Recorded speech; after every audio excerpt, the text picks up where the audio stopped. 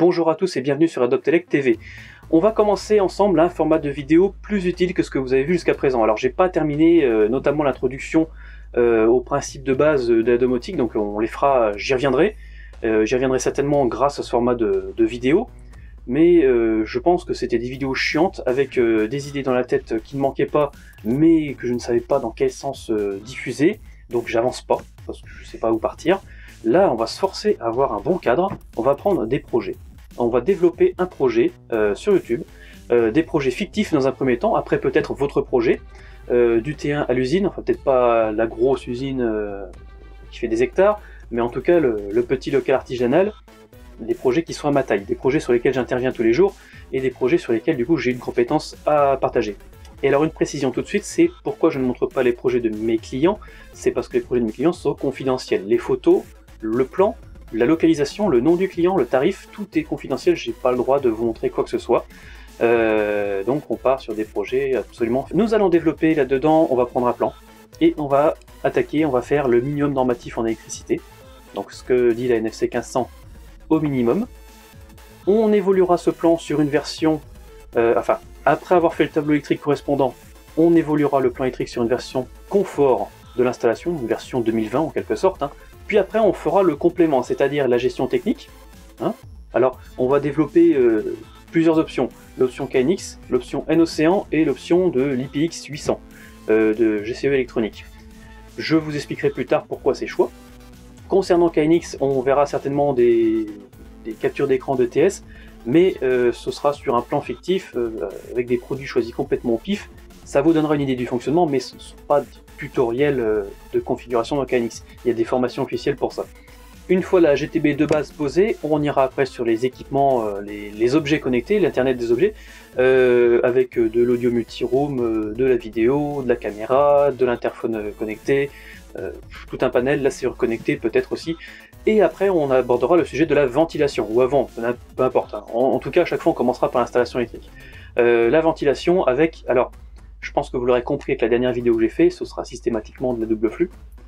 Et là où KNX et N-Océan permettent de choisir en domotique des marques assez variées, et l'installation électrique elle est complètement neutre, en ventilation par contre on verra des produits spécifiques qui sont associés à la marque avec laquelle je travaille, qui est Brinkley Made System.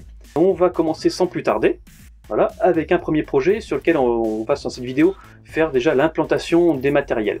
Et on va faire ça avec une méthode archi facile. Enfin, archi facile, c'est le nom du logiciel qui va permettre de visualiser le plan. Alors, il fonctionne, vous avez remarqué, vous êtes sur mon bureau. Donc, il fonctionne sur un navigateur internet. Alors, il y a, pour ceux qui ont des PC avec Windows, il y a des applications qui permettent de l'ouvrir, mais vous ouvrez jamais qu'une fenêtre internet dans un logiciel. Donc moi il est là, archifacile.fr. Et alors sans plus tarder on va démarrer avec le projet pour un T1 30 mètres carrés, et je vais vous expliquer pourquoi celui-ci. Mais je vais commencer quand même par vous désigner l'outil indispensable pour suivre cette vidéo. Vous cherchez la boutique AFNOR. Boutique AFNOR. Vous allez donc bien sur le site de la boutique AFNOR. Voilà, si vous n'avez pas encore de compte, vous en créez un, et ensuite dans le moteur de recherche, vous cherchez la NFC 1500 A5, hein, l'amendement 5 de juin 2015. Voilà, donc c'est comme vous avez précisé, normalement A5 c'est la première qui apparaît, elle est bien de juin 2015, donc c'est la dernière, vous l'ouvrez. Et alors ne faites pas attention au prix qui s'affiche à droite, du moment que vous êtes connecté avec votre compte, vous avez l'option en dessous de normes d'application obligatoire, consulter gratuitement en ligne. C'est forcément une norme obligatoire et forcément gratuite. Pour consulter directement la norme, cliquez ici, vous avez la NFC 1500 A5 de juin 2015, avec votre nom qui va s'afficher. Vous ne pourrez pas le télécharger, vous allez devoir le consulter en ligne, mais là vous avez tout. Après, si vous trouvez un condensé de la norme, très bien pour vous, moi, mon document de travail, c'est ça. Néanmoins, je ne vais pas aller dedans systématiquement pour vous montrer, parce que sinon les vidéos vont être extrêmement longues.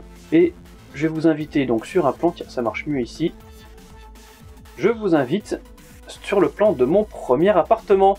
Et voilà, donc c'était mon amusement d'hier soir. J'ai recréé le plan de mon appartement de mémoire. Vous pouvez voir que j'avais à l'époque qu'une seule pièce, hein, le clic-clac et mon ami, une kitchenette. Alors la kitchenette sur le plan est assez mal détaillée parce que j'ai pu afficher que les plaques de cuisson, mais il y a également un micro-ondes, une hotte et un frigo. Les moyens de chauffage, tiens j'ai oublié les moyens de chauffage, bon c'était un chauffage central. Le chauffage, on va pas aborder le chauffage. On verra de temps en temps la protection spécifique à tel ou tel chauffage, mais je fais pas de calcul d'énergie, de puissance, je vous recommande aucun système de chauffage, je suis pas chauffagiste. Moi la ventilation me suffit. En ventilation je fais déjà des installations qui fonctionnent sans clim et sans chauffage, c'est pas la peine de développer là-dessus. Alors archi facile à ce site intéressant, le développeur a inséré un assistant de schéma électrique. Donc là le logiciel vous dit déjà une bonne partie de la chose.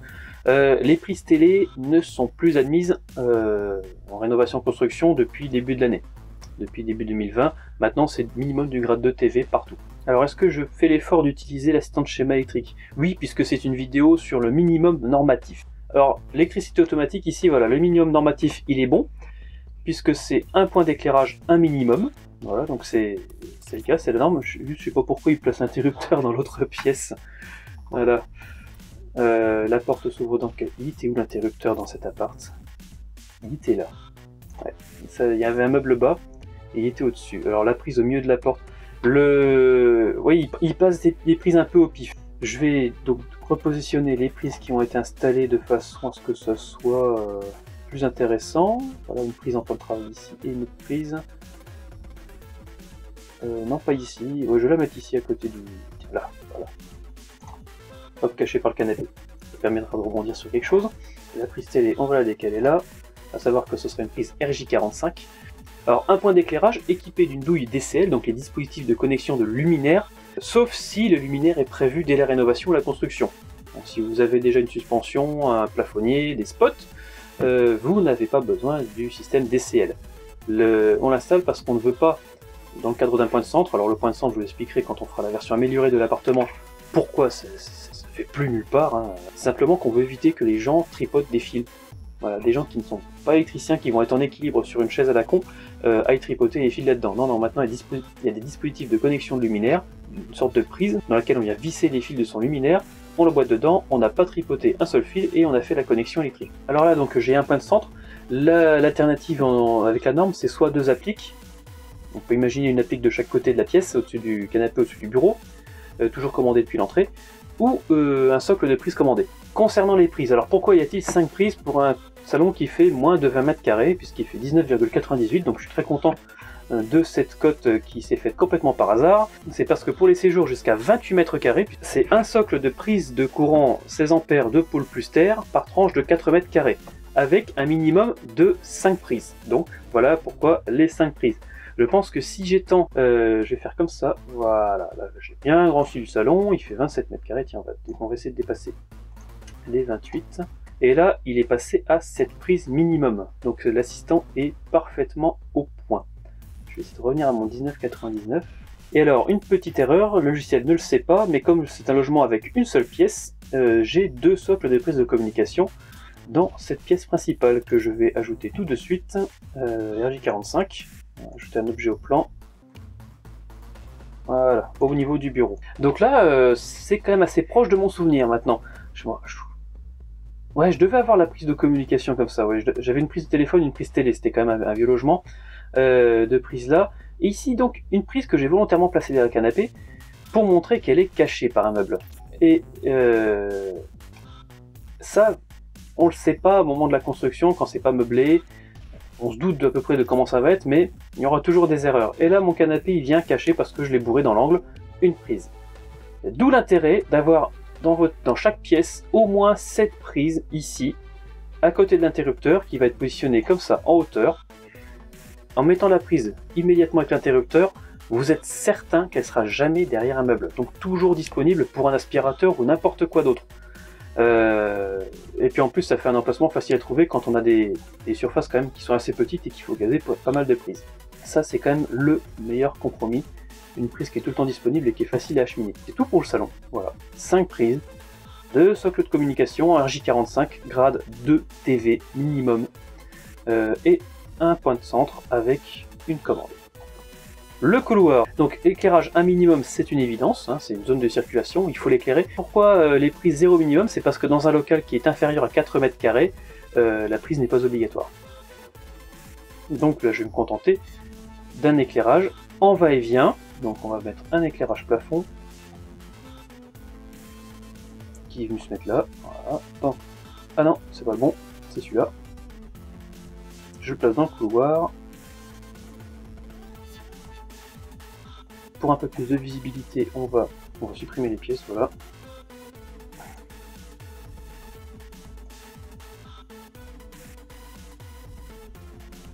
Voilà, mon couloir, il est évident que je dois pouvoir allumer la lumière de peu importe le côté auquel j'arrive. La proximité de ces deux portes d'entrée et de salle de bain m'autorise un seul interrupteur pour les deux.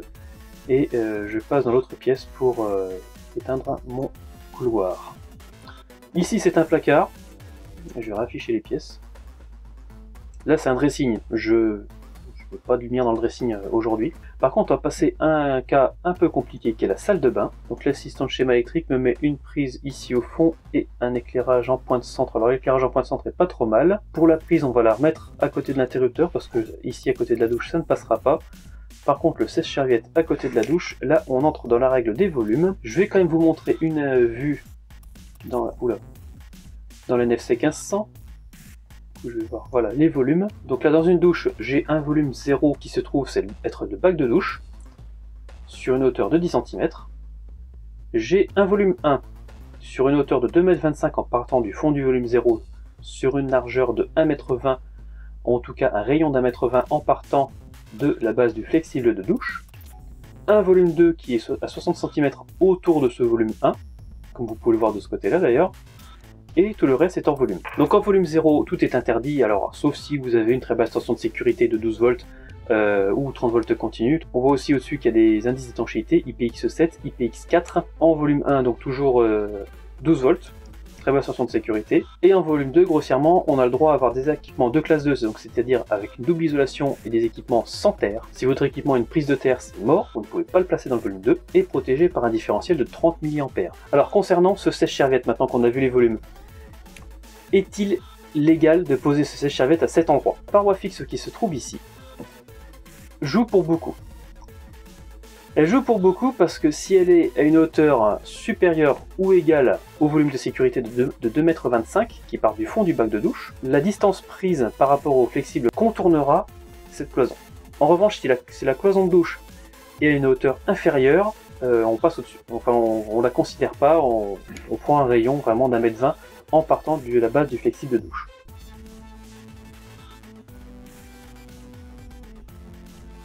Si je tire tout droit, c'est que je considère que ma cloison de douche est trop basse, et donc j'ai 94 cm, ce radiateur n'a pas le droit de se trouver là. Si je contourne ma cloison de douche, j'ai combien? 1,24 m. Et vous voyez que je touche même pas le radiateur, donc c'est bon. Le radiateur, là, il est légal. Alors il est légal à la condition qu'il soit sans mise à la terre. Il n'y a pas de fil de terre autorisé sur ce radiateur, c'est un radiateur de classe 2 et protégé par un différentiel de 30 mA. Le radiateur sèche-serviette sans mise à la terre est admis en volume 2. Le lave-linge, lui, il aura une mise à la terre, donc il ne sera pas admis dans le volume 2. Et s'il chevauche le hors-volume qui se trouve à plus de 60 cm du volume 1 et le volume 2, c'est le volume le plus contraignant qui s'applique. C'est-à-dire qu'il aura, même pour 10 cm, les contraintes du volume 2. En tirant tout droit, il faudrait déjà que je trouve plus d'1,80 m, ce qui n'est pas le cas. J'ai 1,43 m. Et en contournant la paroi de douche, j'ai 1,45 m. Donc c'est là que c'est intéressant de voir ce genre d'erreur à la conception, hein, de faire des vérifications comme ça dans les volumes. Ce lave-linge n'a pas le droit de se trouver là. Je le vois tout de suite. Et est-ce que si je le place ici, j'ai le droit? Je vais prendre le bord de mon lave-linge, mon bord de ma cloison. Voilà, je vais tirer tout droit. Ce lave-linge me casse ma démonstration complètement. Il n'a pas le droit d'être là. Et là, pour être honnête, dans l'appartement, il y avait ici un placard vachement profond. Voilà, il y avait vraiment ce rebord-là. Et on avait une laverie commune, ce qui se confirme. Bon, on a vu la salle de bain, on a supprimé le lave-linge qui n'avait pas le droit d'y être. Voilà, j'ai tourné le truc dans tous les sens, il n'a pas le droit d'y être. Le sèche-serviette y est autorisé, et si je veux encore l'améliorer maintenant que j'ai supprimé le lave-linge, je peux le décaler. Et en fait, il était vachement serré à la douche, de mémoire. Le couloir, j'ai un va-et-vient avec un point lumineux, le dressing, je n'ai rien. Mon salon, mes 5 prises, mon point d'éclairage, il me reste la cuisine. La cuisine, cas particulier d'une cuisine ouverte. Dans une cuisine ouverte, le nombre de prises entre dans le nombre de prises du séjour. Sauf, bien sûr, le circuit spécifique de la cuisine. Le circuit spécifique de la cuisine, quand la cuisine fait moins de 4 mètres carrés, on a le droit de mettre que 3 prises de courant spécifiques à la cuisine. Donc un circuit en de 5 mm².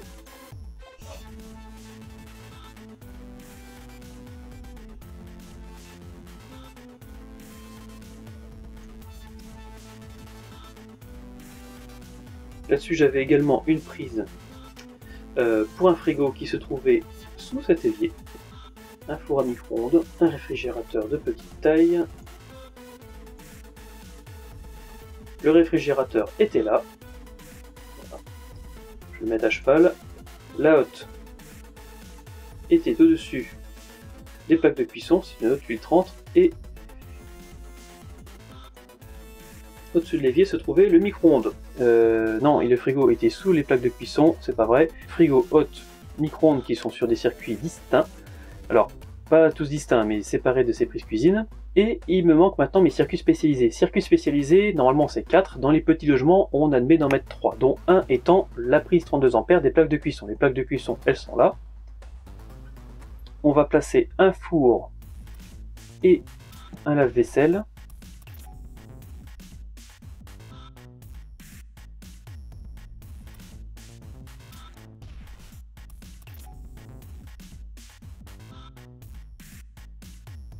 Donc là j'ai mes 3 circuits spécialisés, mes 3 puces cuisine, mon salon est aux normes, ma salle de bain est aux normes, mon couloir est aux normes, mon chauffage ici. Je rajoute pas de radiateur, il y avait un radiateur ici mais c'était un radiateur eau chaude, on va pas en prendre en compte. Alors voici l'équipement minimum pour un T1. Voilà, 5 prises dans le salon qui fait 20 m², voire moins, donc c'est 5 prises minimum. Mes 2 socles de communication, mes 3 prises cuisine indépendantes, mon four, mon lave-linge et mes plaques de cuisson indépendantes, micro-ondes, hotte et frigo, une prise dans la salle de bain avec un point de centre, un va-et-vient dans le couloir avec un point de centre, pas d'éclairage dans le dressing, la pièce est trop petite, il n'y a pas besoin d'en mettre, enfin tout ça, c'est pas une pièce de vie. On va attaquer le tableau, la prochaine vidéo, le tableau de cet appartement avec le minimum normatif et vous allez voir qu'il n'y a pas grand chose. On va juste faire une dernière chose avant de se quitter, on va lier les prises entre elles. Tiens, je vais garder du filon à 5 carrés d'ailleurs. Pourquoi du 5 carrés? C'est parce que je vais m'arranger pour n'avoir que 8 prises dans mon circuit. Donc là je relie tout ce petit monde. Je vais faire le tracé après, hein, un tracé propre. J'ai ici 5 prises. Au total dans l'appartement, j'ai une 6e prise dans la salle de bain, plus le four, la hotte et le frigo. Je vais inclure le micro-ondes et la hotte sur le circuit des prises du séjour et la prise de la salle de bain également.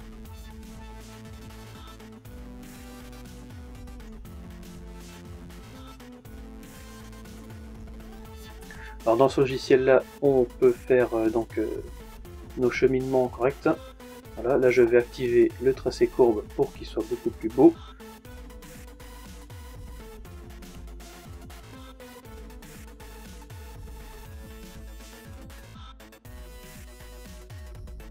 Et voilà, mon logement pour le T1 est fini, mes circuits sont identifiés. J'ai donc un circuit de 8 prises de courant donc que nous allons câbler en 1,5 mm² parce que la norme nous y autorise et parce que c'est énormément plus simple. Quand vous arrivez à une prise de courant et que vous avez 6 fils en 2,5 carrés, c'est pas la même que quand vous avez 6 fils en 1,5 carrés. C'est beaucoup plus confortable à installer. Pour des raisons de service, on a pu séparer le réfrigérateur, ça fait un disjoncteur en plus. Vu l'importance du tableau électrique, ça fait rien du tout. Et c'est même beaucoup mieux si vous coupez le courant, si vous avez un appareil qui coupe le courant, votre réfrigérateur et votre freezer, il n'est pas arrêté. Voilà, il continue à fonctionner. On a nos circuits spécialisés, plaques, four, lave-linge, nos 3 prises cuisine, notre prise dans la salle de bain, le chauffage dans la salle de bain avec le sèche-serviette. J'ai pas géré, je vous l'ai dit, le chauffage général de l'appartement. On va pas, de toute façon je vous ai dit que j'allais pas aborder le chauffage, hormis le cas du sèche-serviette. Voilà. Sèche-serviette, choisissez d'ailleurs des sèche-serviettes avec fil pilote.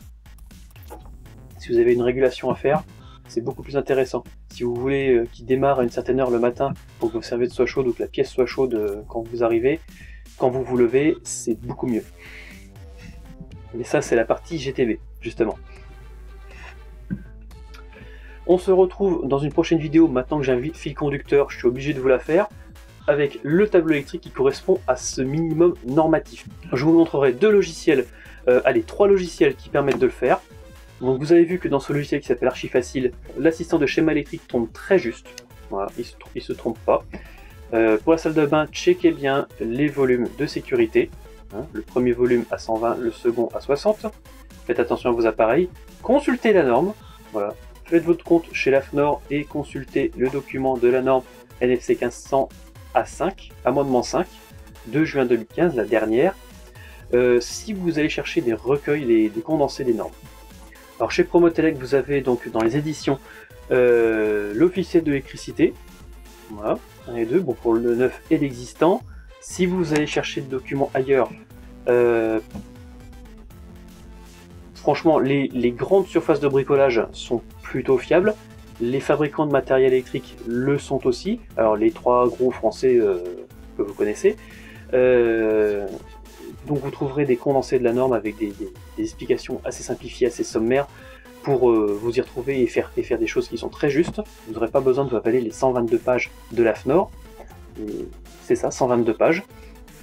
Par contre, si vous avez le moindre doute sur une lecture dans un de ces condensés, le recueil de l'AFNOR s'impose. Vous cherchez dedans, vous lisez et les réponses sont dedans. Tout ce que vous trouverez d'autre sur internet, fuyez.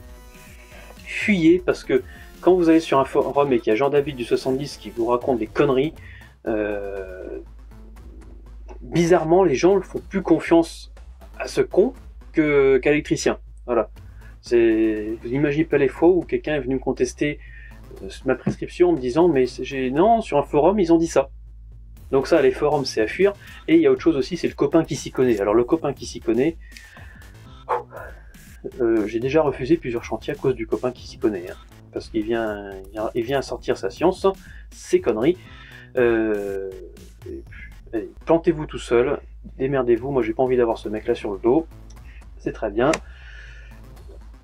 La NFC 1500, amendement 5, le guide sur la page de l'AFNOR, ouvrez-le, gardez-le avec dans vos favoris, c'est la Bible, tout simplement. Bon allez, ça a assez duré pour cette première vidéo, j'ai étalé, j'en ai raconté plus qu'est-ce qu'il me fallait. À bientôt et rejoignez la résistance.